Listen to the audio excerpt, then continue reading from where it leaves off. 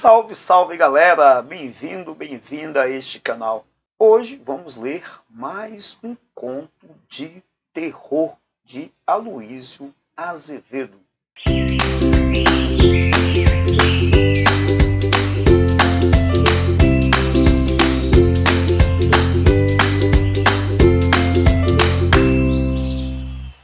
Pois é, a nossa obra de hoje é o conto de Aloísio Azevedo, com o título O Impenitente. Conto-vos o caso como Mo contaram. Frei Álvaro era um bom homem e um mau frade, capaz de todas as virtudes e de todos os atos de devoção. Não tinha, todavia, a heróica ciência domar os impulsos de seu voluptuoso temperamento de mestiço e, a despeito dos constantes protestos que fazia para não pecar, pecava sempre.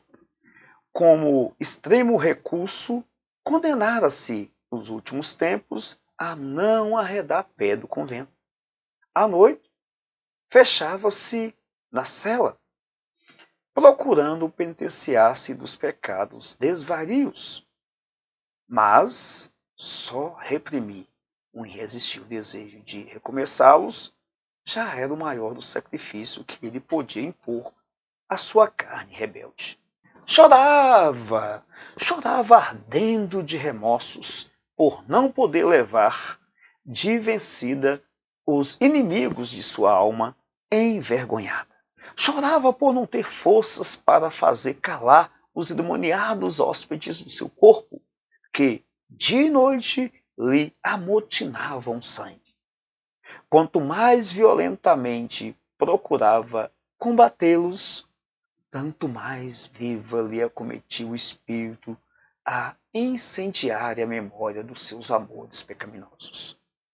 E, no palpitante cordão de mulheres que, em vertigem, lhe perpassavam, cantando diante dos desejos torturados, era Leonília, com seus formosos cabelos pretos e de imagem mais nítida, mais persistente e mais perturbadora.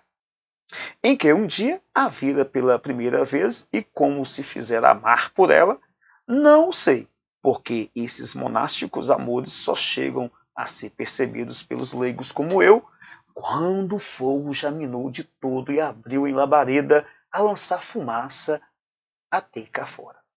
A primeira faísca e as primeiras brasas, nunca ninguém, que eu saiba, os pressentiu, nem deles suspeitou.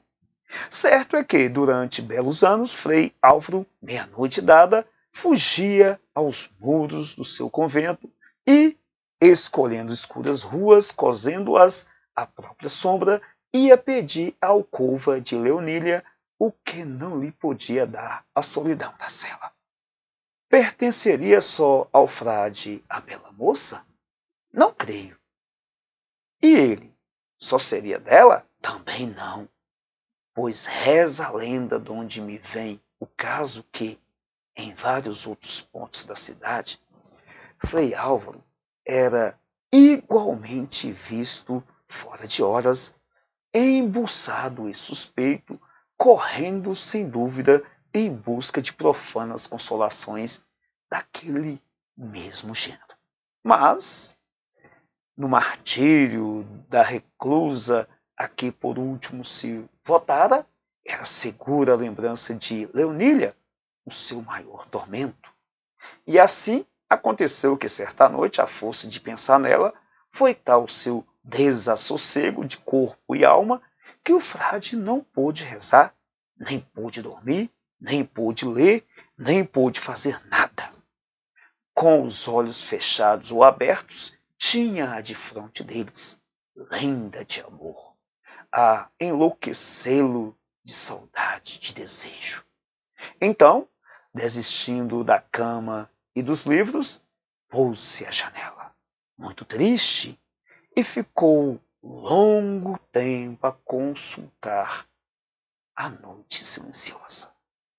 Lá fora, a lua, ainda mais triste, iluminava a cidade adormecida, E no alto as estrelas pareciam que pestanejavam de tédio.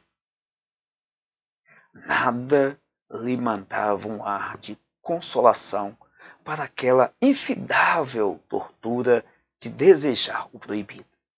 De repente, porém, estremeceu, sem poder acreditar no que via seus olhos. Seria verdade ou seria ilusão dos seus atormentados desejos?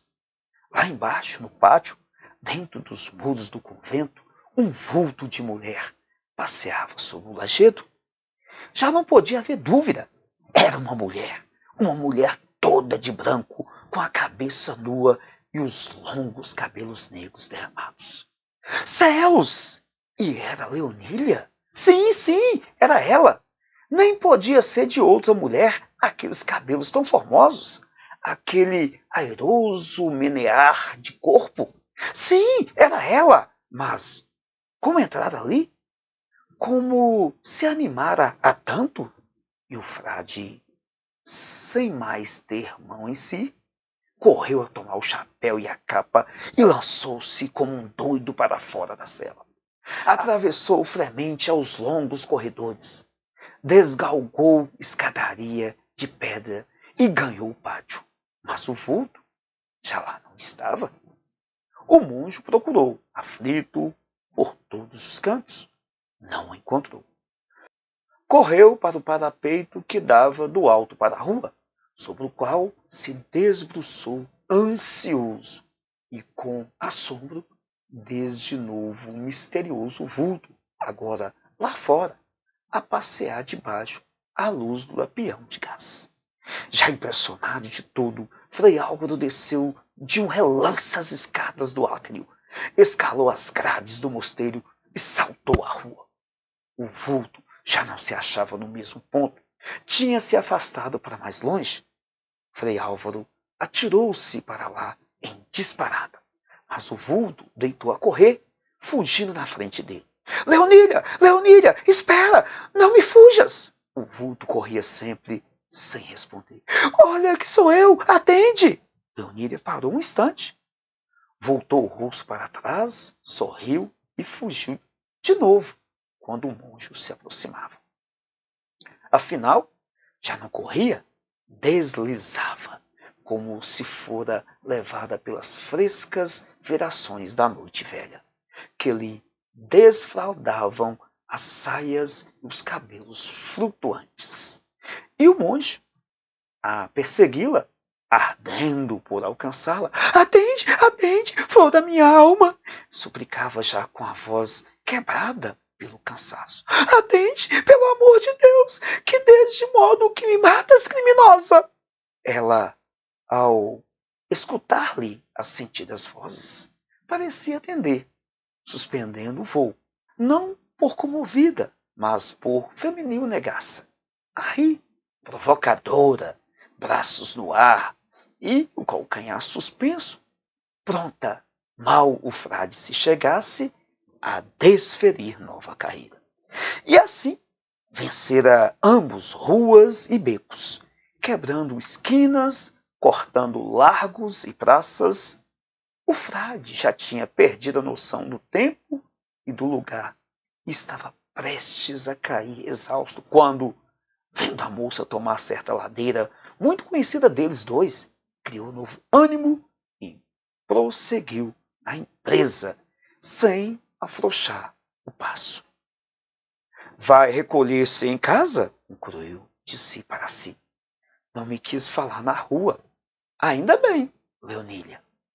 Com efeito, ao chegar à porta da casa, onde outrora o religioso fluía as consolações que o seu mosteiro lhe negava, enfiou-o por ela e sumiu-se sem ruído.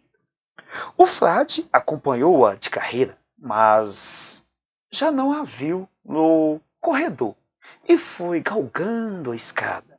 Encontrou em cima a porta aberta, mas a sala tenebrosa e solitária. Penetrou nela, tateando, e seguiu adiante, sem topar nenhum móvel pelo caminho. Leonília! chamou ele. Ninguém lhe respondeu. O quarto imediato estava também franqueado, também deserto e vazio, mas não tão escuro, graças à luz que vinha da sala do fundo. O religioso não hesitou em precipitar-se para esta, mas ao chegar à entrada, estacou, soltando um grito de terror. Gelara ali o sangue, o que se lhe ofereceu aos olhos. Eriçaram-se-lhe os cabelos. Invencível tremor apoderou-se do seu corpo inteiro. A sala de jantar, onde tantas vezes feliz, ceara a sós com Leonília, estava transformada em câmara mortuária, toda funebremente paramentada de cortinas de veludo negro, que pendiam do teto consteladas de lantejoulas e guarnecidas de caveiras de prata. Só faltava o altar, no centro, sobre uma grande mesa, também negra e enfeitada de galões dourados, havia um caixão de defunto. Dentro do caixão, um cadáver, todo de branco, cabelos soltos. Em volta, cílios ardiam, altos, em solenes tocheiros, cuspindo a cera quente e o fumo cor de crepe. O monge, lívido e trêmulo, aproximara-se do catafalco. Olhou para dentro do caixão e recuou aterrado. Reconheceu o cadáver. Era da própria mulher que, pouco antes, o fora buscar ao convento e o viera arrastando até aí pelas ruas da cidade. Sem ânimo e sem formular um pensamento, o frade deixou-se cair de joelhos sobre o negro tapete do chão e, arrancando do seio o seu crucifixo, abraçou-se com ele. Começou a rezar fervorosamente. Rezou muito, de cabeça baixa, o rosto afogado em rimas. Depois ergueu-se, foi até a essa, pôs-se nos pontas pés para poder alcançar com os lábios o rosto do cadáver. E pousou-se nas faces enregeladas um extremo beijo de amor. Em seguida, olhou ao seu derredor, desconfiado e tímido, e, como não houvesse na sala uma só imagem sagrada em companhia da morta, desprendeu-se do pescoço crucifixo e foi piedosamente dependurá-lo à parede, à cabeceira dela. Mas, nesse instante, as tochas apagaram-se de súbito e fez-se completa escuridão em torno do impenitente. Foi às apalpadelas que ele conseguiu chegar até a porta de saída e ganhar a rua. Lá fora, a noite já se tinha feito também negra e os ventos se tinham desencadeado em fúria, ameaçando tempestade. O monge deitou a fugir para o mosteiro, sem ânimo de voltar o rosto para trás, como temeroso de que Leonília, por sua vez, o perseguisse agora deu ao domicílio. Quando alcançou a cela, tiritava de febre. Acharam-no pela manhã, sem sentido, defronte do seu oratório, joelhos em terra, braços pendidos, cabeça de porco sobre um degrau do altar. Só muitos dias depois, um dia de sol, conseguiu sair à rua, ainda pálido, desfeito. Seu primeiro cuidado foi correr aonde morava Leonília e rondar a casa em que vira morta. Encontrou-a fechada e com o letreiro anunciando o aluguel. Está vazia, depois que nela morreu o último inquilino, explicou o vizinho. Há muitos dias? Quis saber o frade, e estremeceu quando ouviu dizer que havia uns 8 ou 10 dias. E o morador, quem era? Perguntou ainda.